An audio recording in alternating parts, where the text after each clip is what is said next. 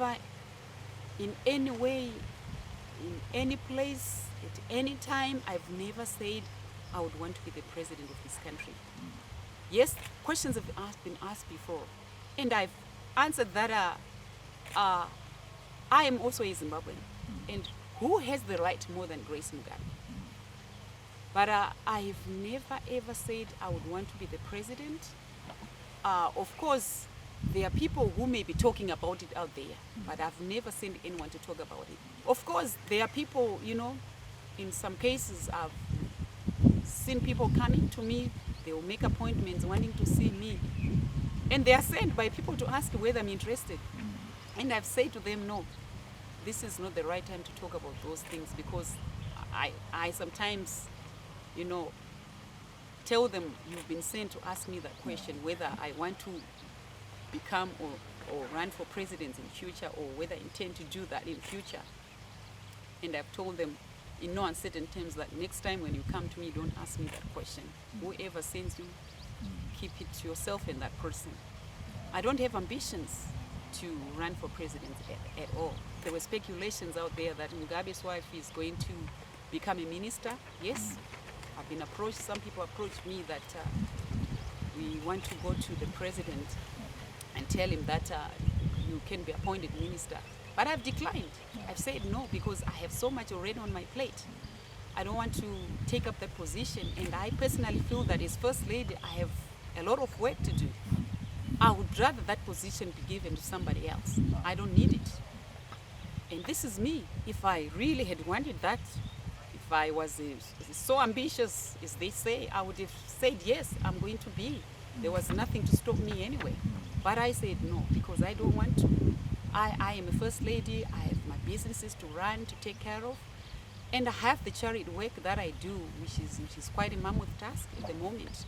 So I would want to give more time to all these things that I've mentioned. When we used to hear lots of things that were taking place in terms of the former Vice President, we really, you know, we behaved like adults.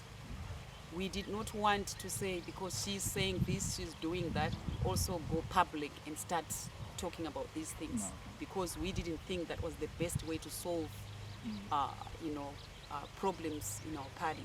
She had a faction which was working against the president, and we had only one president elected and only one cent of power.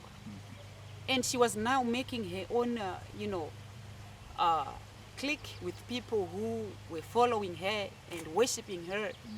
And to them, it was a foregone conclusion that she was, it was a fait accompli that she was going to be the president of this country. And where they got that from, we didn't understand.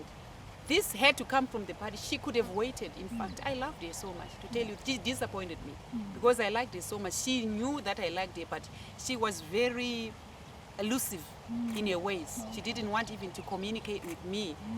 I think it had more to do with the people who advised her. She had wrong people. She chose the wrong people around her to advise her. Unfortunately, all this that has happened, she's caused it on herself. She could have really easily listened to the advice. I even sent some people to talk to her that, Madam, less talking and more action. You talk too much and you are over trusting other people, because some of the people she talked to would be the ones to go about saying, no, she's saying this, she's saying that. She did not want to take any advice from me. I sent people to talk to her, but she thought that, you know, I'm foolish, or I sort of, you know, stopping her from, you know, her ambitions. But I was very genuine about all the things that I did for her. We campaigned for her with other ladies. For her to be in that position, she must not forget. And the president supported her fully to be in that position. But she started being too ambitious. She could have waited for the time to come. Otherwise, she had, I'm telling you, she had an opportunity, a very good opportunity, if she had really kept her cool, listened to the advice of others, she would be somewhere today. But she decided to do things the wrong way. and she has only herself to blame, unfortunately. I don't really want to speak on behalf of the president, but obviously, as somebody who is certainly an advocate for women advancement, I'm sure he felt really let down. He certainly also liked the vice president because she was like a daughter to him, somebody he brought up. And he felt let down as well as a father, as well as the president. He felt really that she could have done better. But it's always like that in society. You find people who really cannot behave themselves in a way that's expected.